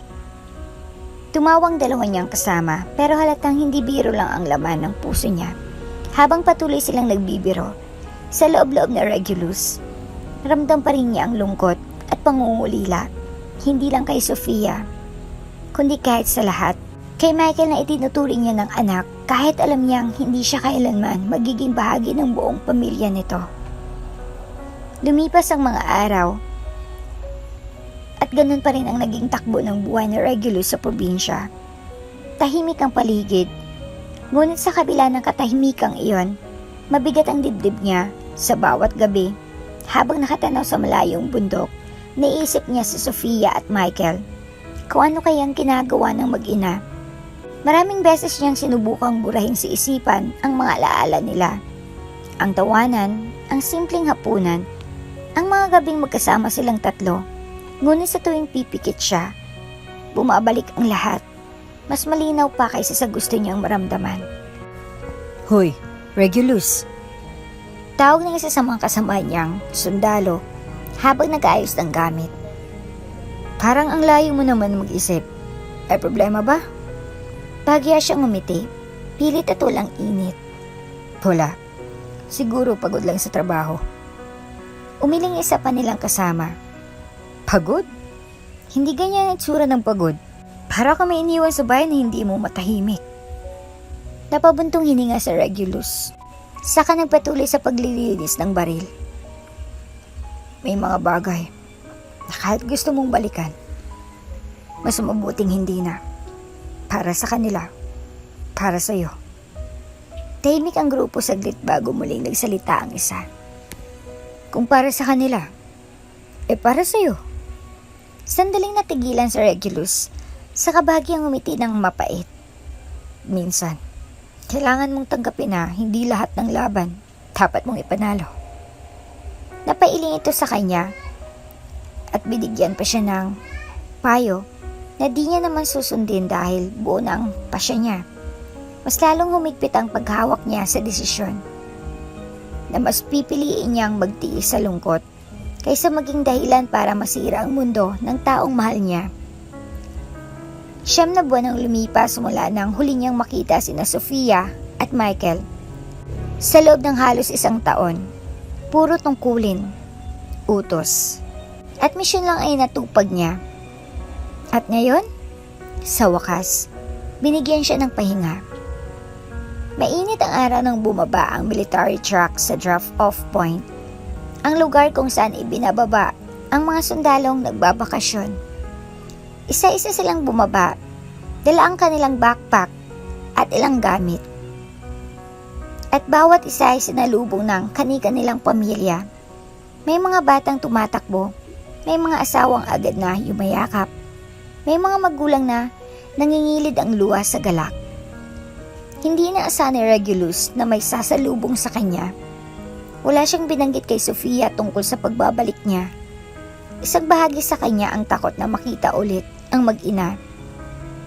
At ang isa namang bahagi ay ayaw magbigay ng dahilan para magbago ang desisyong iniwan niya noon. Ngunit nang tuluyan na siyang makababa, napako siya sa kinatatayuan. Doon, sa hindi kalayuan, nakita niya si Sofia, nakasuot ng simpleng puting blouse at maong, nakangiti sa kanya. Sa tabi nito, si Michael, mas matangkat na kaysa sa huli niyang naalala. At tila mas malaki ang ngiti kaysa noon. "Daddy Regulus!" Sigaw ni Michael, at bago pa siya makapagsalita, tumakbo na ito ng buong bilis papunta sa kanya. Nanigas si Regulus, hawak pang strap ng bag. Habang pinapanood si Michael na papalapit, wala na siyang nagawa kundi salubungin ang yakap nito. Mahigpit, parang ayaw na itong bitawan. "I missed you so much." Bulalas ni Michael, halos mangiyak-ngiyak habang nakabaw ng mukha sa uniforme ng ama. Napapikit si Regulus. Ilang segundo bago siya nakasagot. "I missed you too." Mahinang boses niya, halos pabulong, pero damang bigat ng emosyon sa bawat salita. Paglingon niya, naroon si Sofia, lumalapit ng dahan-dahan. Walang salita, ngunit may mga mata nitong tila nagsusumamo at nagtatanong ng sabay. "I'm glad you're finally back, Regulus." Bati nito, mahinahon ngunit may halong tensyon sa boses. "Hi." Sagot niya, medyo nauutal, isang bagay na bihira sa kanya. Tumingin si Michael sa kanilang dalawa, halatang sabik na sabik. "Can we go home now? Together?" Hindi agad nakasagot sa Regulus. Ramdam niyang tibok ng puso niya, mabilis at mabigat. Hindi niya alam kung dapat ba siyang umiti, malungkot, o umalis. Ngunit sa gitna ng lahat ng iyon, ang kamay ng bata ay maigpit pa rin ang pagkakahawak sa kanya, at iyon ang bagay na hindi niya kayang bitawan.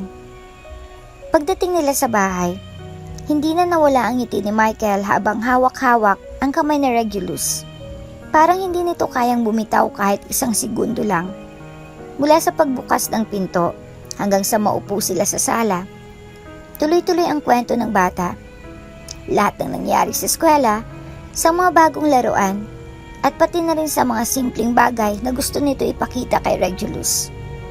Kita sa mga mata ni Regulus kung gaano siya natutuwa kasi na-miss niya ito ng labis. May kakaibang init sa puso niya habang pinagmamasdan ang tuwa sa mukha ni Michael. "Come on, Daddy Regulus, let's play!"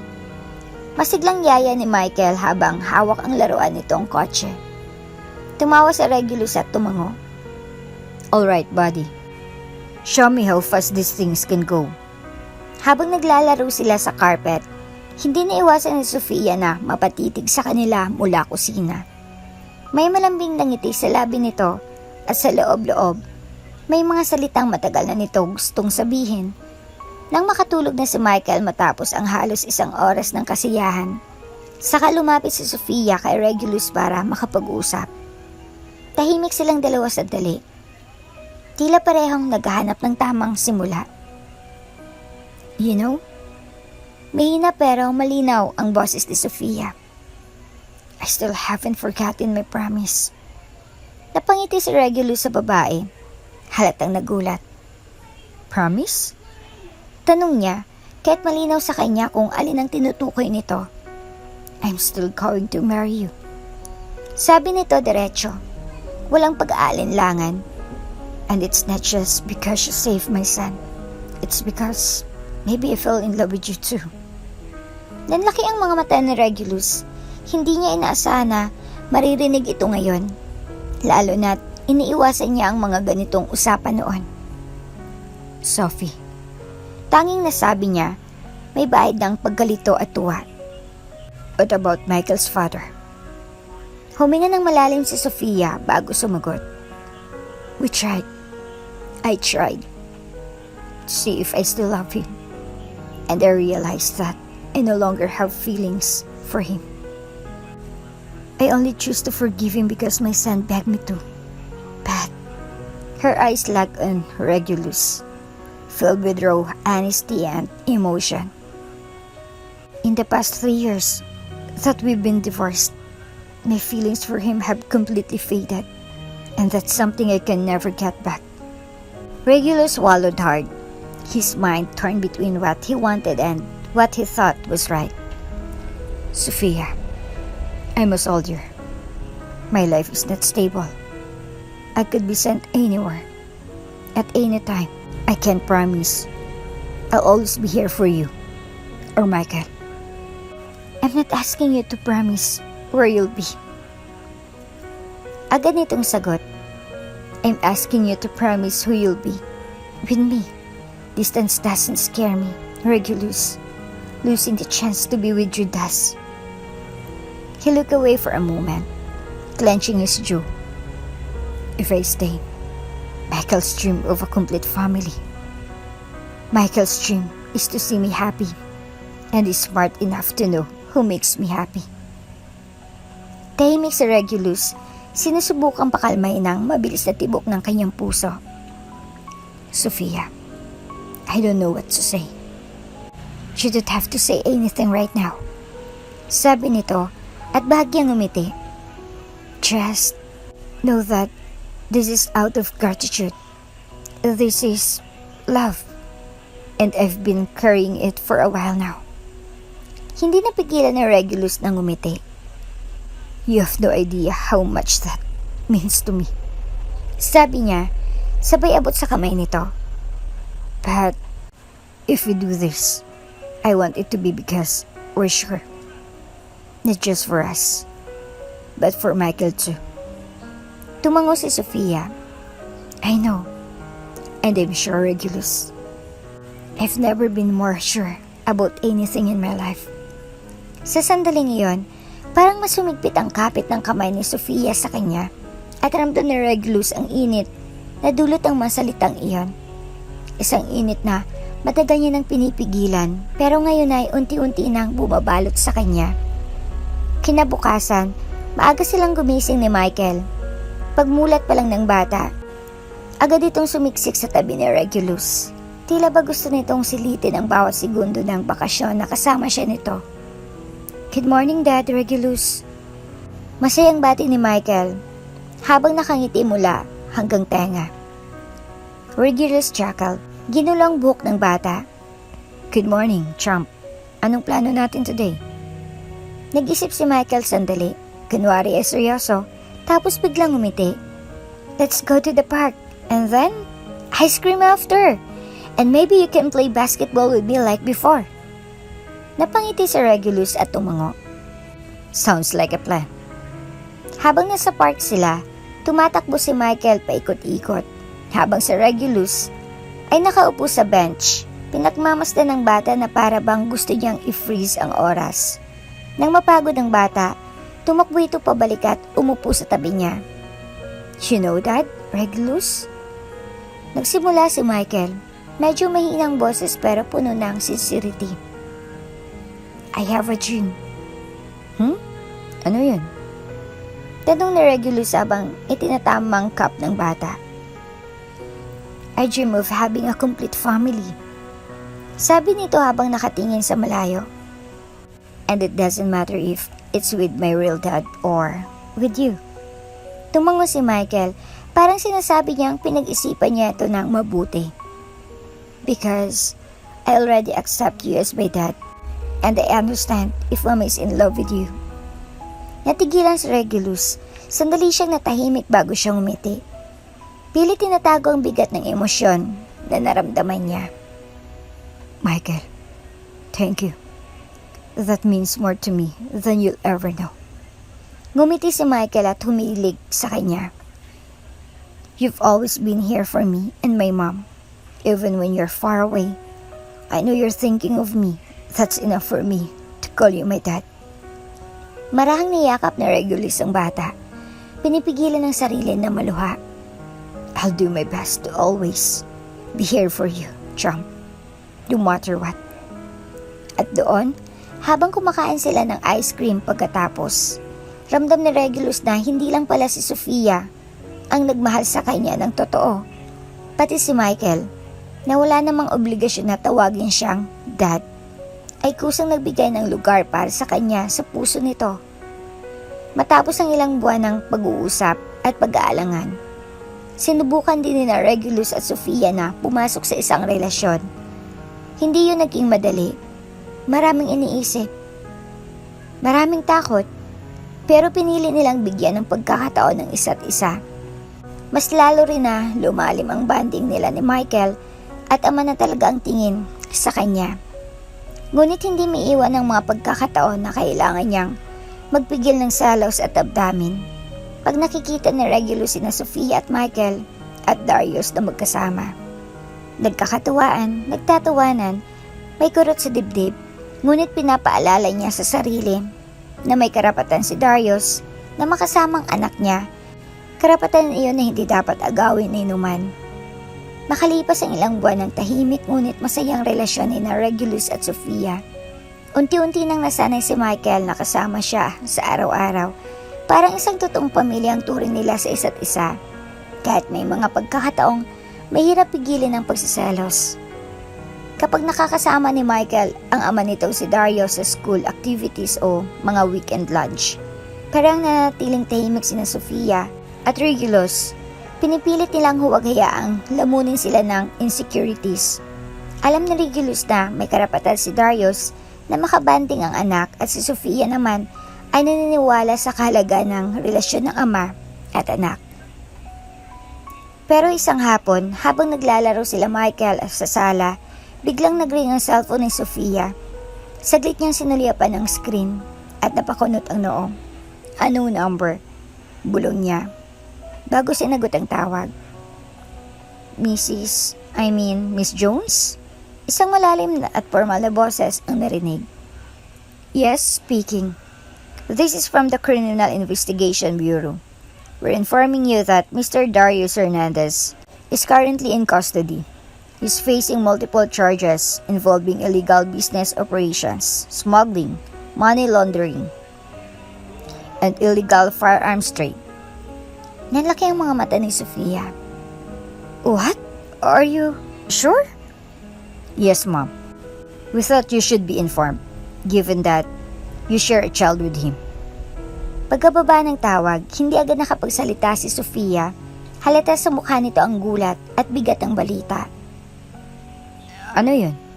Tanong ni Regulus, bakas ang pag-aalala sa tono. Si Sofia ay napabuntong hininga. It's Darius. He's been arrested. Matapos makulong ni Darius, lumabas ang bagong prueba na may kinalaman sa mga kaso na kinakaharap ngayon si Darius, ang pagdukot kay Michael noon. Lumipas ang ilang araw, nagdesisyon si Sofia na dalhin si Michael para makita si Darius sa kulungan. Nandun si Regulus, hindi para makialam, kundi para sumuporta. Sa loob ng visiting area, naka-uniform na orange si Darius, payat at tila mas matanda kaysa huling kita nila.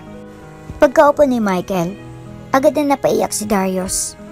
Anak, I'm so sorry. I know, I wasn't the best father to you. I made so many mistakes. Tumingin si Michael sa ama. Halatang hirap sa naririnig. Why did you do those things, Dad? You promised me you'd change. Nanginginig ang boses ni Darius. I tried, pero mahina ako. I let greed control me. I wasn't there when you needed me the most. And now, I don't even deserve to be called your father. Nilungan ni Michael si Sofia, tapos si Regulus. Kita sa mga mata ng bata na may bigat sa dibdib niya. Dad, I'm mad at you. But you're still my dad. I just wish you choose us instead of all that. Napagulo si Darius. I know, and I'm sorry. I hope one day you'll forgive me. Hinawakan ni Regulus ang balikat ni Michael bilang suporta. Hindi niya alam kung anong tamang sasabihin, pero alam niyang iyon ang sandaling hindi dapat maagawan ng spotlight ang mag-ama. Sa huli, lumipas ang oras ng pagbisita at umalis silang tatlo. Tahimik si Michael sa sasakyan pero hinawakan niyang kamay na Regulus. "Thank you for staying." May hina nitong sabi. Nagulat si Regulus pero ngumiti. "Always, kid. I'm not going anywhere." Pagkatapos ng mga kasong isinampa laban kay Darius, mga kasong may kinalaban sa malaking illegal business operations, smuggling, at money laundering, unti-unting bumagsak ang mundo nito. Ilang linggo matapos itong makulong, nagsimula ng kumalat ang balitang marami itong nakaaway na tao sa mundo ng iligal na negosyo. Isang hapon, habang pauwi sina Regulus at Michael mula sa park, tumunog ang cellphone ni Sofia. Nakatanggap ito ng tawag mula sa kulungan. Sa kabilang linya, maririnig ang mahina at garalgal na boses ni Darius. "Sofia, can you bring Michael here? I need to see him." Hindi nagdalawang isip si Sofia. Pagdating nila sa visiting area ng kulungan, nakita nila si Darius na tila ba tumanda ng 10 taon sa loob lamang ng ilang buwan. Payat na ito, maputla, at ang dating matapang na mga mata ay puno ng pagsisisi. Pagkaupo nila, tumingin si Darius sa anak. "Michael, I'm sorry." Mahina nitong sabi, halos babasag ang boses. "I wasn't a good father for you. I was too busy chasing money and power. I thought I was doing it for us. But I only ended up ruining everything." Tahimik lang na nakatingin si Michael. Nakapikit ang bibig at mahigpit ang kapit sa kamay ni Regulus. "I don't expect you to forgive me right away. But I hope someday you'll remember me. Not as the man who failed you, but as your father who, despite all my mistakes, loved you in his own flawed way." Naluha si Sofia. Ngunit mas pinili nito hayaang si Michael ang magdesisyon kung anong sasabihin. Sa huli, mahinang bulong lang ang isinagot ng bata. "I miss the old you, Dad, but I have Regulus now." Napayuko si Darius at tumungo. "Then let him take care of you. He's a better man than I ever was." Pagkalipas ng ilang buwan, isang hindi inaasahang balita ang dumating. Habang nasa kusina si Sofia, nakatanggap ito ng tawag mula sa isang kilala. Pinatay si Darius sa loob ng kulungan matapos salakayin ng mga taong matagal nang may galit dito dahil sa dati nitong mga gawain. Halos mabitaw ni Sofia ang telepono nang malaman ni Michael. Tulala lang ito sa unang mga minuto bago umiyak sa pagkawala ng ama. Umupo si Regulus sa gilid ng kama ni Michael. Hindi niya pinilit magsalita ang bata. Hinayaan lang niya itong sumandal sa kanyang balikat at umiyak. "It's okay to cry, Michael. He was still your father." Mahinang sabi ni Regulus. Hinahaplos ang buhok ng bata. I wish I had more time with him." Hikbi ni Michael. "I know," sagot ni Regulus. "But I promise you, I'll be here for you, always." Unti-unting natutunan ni Michael. Tanggapin ang pagkawala ng ama. Mahirap, masakit, at may mga gabing tahimik itong umiiyak. Ngunit lagi namang nariyan si Regulus, hindi lamang bilang ama-amahan, kundi bilang isang haligi na handang samahan siya sa bawat yugto ng kanyang buhay. Pagkatapos ng libing ni Darius, unti-unting bumalik sa normal ang takbo ng buhay nila. Pero ramdam pa rin ni Regulus ang bigat sa puso ni Michael. Madalas pa rin niya itong makita na nakatingin sa labas ng bintana, parang may hinihintay na hindi na babalik. Isang hapon, habang nasa likod bahay sila, pinapanood ni Regulus si Michael na nagpapalipad ng saranggola. Tahimik lang siya sa gilid. Handang lapitan ng bata kung kinakailangan. "Hey, Michael," tawag niya. Lumapit ng marahan. "Mind if I join?" Ngumiti si Michael at inabot sa kanya ang tali ng saranggola. "Sure, but I'm warning you, Dad. I'm better at this than you." Napatawa si Regulus. We'll see about that. Habang sabay nilang pinapalipad ang saranggola, biglang nagsalita si Michael. Mababang boses. You know, I used to do this with Dad. He'd run with me until we couldn't breathe from laughing. Tumigil si Regulus at tiningnan siya. I know you miss him. Yeah. Michael bit his lip. Nagpipigil ng luha. But I'm glad you're here. It doesn't feel so empty anymore. Tumingin ito sa kanya, seryosang mga mata. You're not just my mom's boyfriend to me. You're my dad too. Natigilan si Regulus, hindi alam kung paano sasagutin agad. Parang tumigil ang oras. That means a lot to me, Michael. More than you know. Ngumiti si Michael, medyo nahiya. I told Mom once, I don't care if my family is not like everyone else. As long as we're together, it feels whole. It doesn't matter if it's with my real dad or you. I just want us to be a family. Dahan-dahang lumuhod si Regulus para magpantay ang kanilang mga mata. And we are, Michael. I promise you, I'm never going anywhere. Bumagsak na rin ang luha ni Michael, pero nakangiti siya habang niyakap si Regulus. Thank you, Dad. Hindi na rin napigilan ni Regulus ang sarili. Niyakap niya ng mahigpit ang bata. Ramdam ang tibok ng puso nito laban sa kanya. At sa sandaling iyon, alam niyang hindi na siya basta bisita sa buhay ng mag-ina. Isa na siyang bahagi ng tahanan na matagal nang hinahanap ni Michael. Pagkatapos ng lahat ng pinagdaanan nila, ang masayang bonding, ang masakit na pagkawala ni Darius, at ang unti-unting paghilom ng sugat sa puso ni Michael, dumating din ang araw na kailangan nang bumalik ni Regulus sa kanyang trabaho. Tapos ng bakasyon niya, at muling ipinatawag siya sa headquarters para sa isa na namang malayong assignment. Maaga pa lang, gising na si Sofia at Michael.